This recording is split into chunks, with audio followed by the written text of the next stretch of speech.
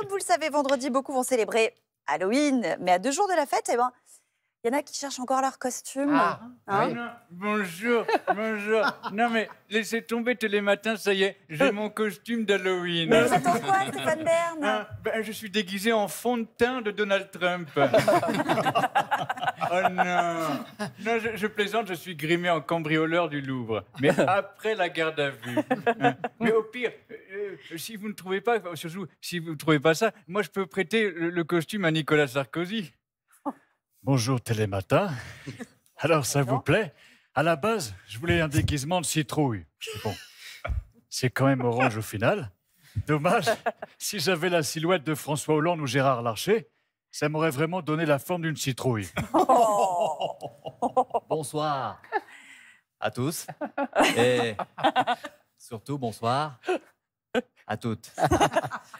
Ici Laurent Delahousse, en tenue de prisonnier, tel le Pablo Escobar du JT, le Jacques Mérine du 20h, moi, pardon, en tenue de prisonnier ou quand Halloween se transforme, pardon, petite fraction, quand Halloween se transforme en Saint-Valentin, sachez que vendredi soir, je sonnerai chez vous, mesdames, dans cette tenue qui a l'avantage de se transformer en un seul zip de tenue de tolard en tenue d'Adam.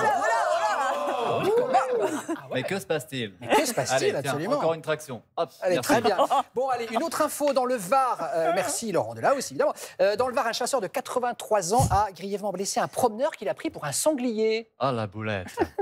Ah, j'espère que cet hurluberlu sera puni. Oui, oui, Jean Lassalle, ce chasseur, on est d'accord, est un véritable danger, Jean. Non, je parle du promeneur. Je veux dire, d'où on se promène dans les bois. Ouais. Et pourquoi pas cueillir des champignons tant que vous y êtes? Non, les bois, c'est fait pour que les chasseurs puissent tirer sur tout ce qui bouge et pour vomir sur les fougères. Pardon. Excusez-moi, petit rototo du matin. Donc alors, ce pauvre chasseur, il ne faut pas lui jeter la bière. Ça peut arriver de confondre un homme et un animal. Ah oui. Moi, voyez-vous, j'ai un ami qui a tiré sur un deltaplane en pensant que c'était un renard. Je lui ai dit, mais René, les renards, ça ne vole pas. Et il m'a répondu, si, à 4 grammes, les renards, ça vole. Ouais. Merci, monsieur Lassalle. Le vous en parcours prie. du Tour de France 2026 vient d'être dévoilé.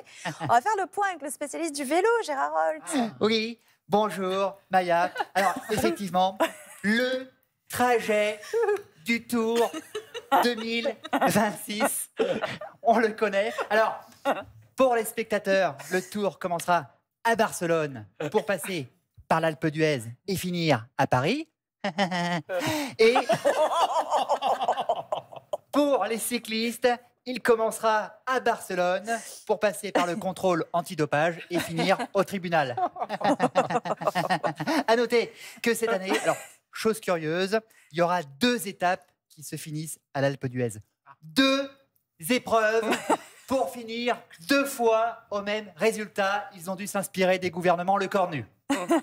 Et enfin, cette année encore, on aura une dernière étape parisienne avec un passage par la rue Le Pic. Oui. Le Pic cyclisme.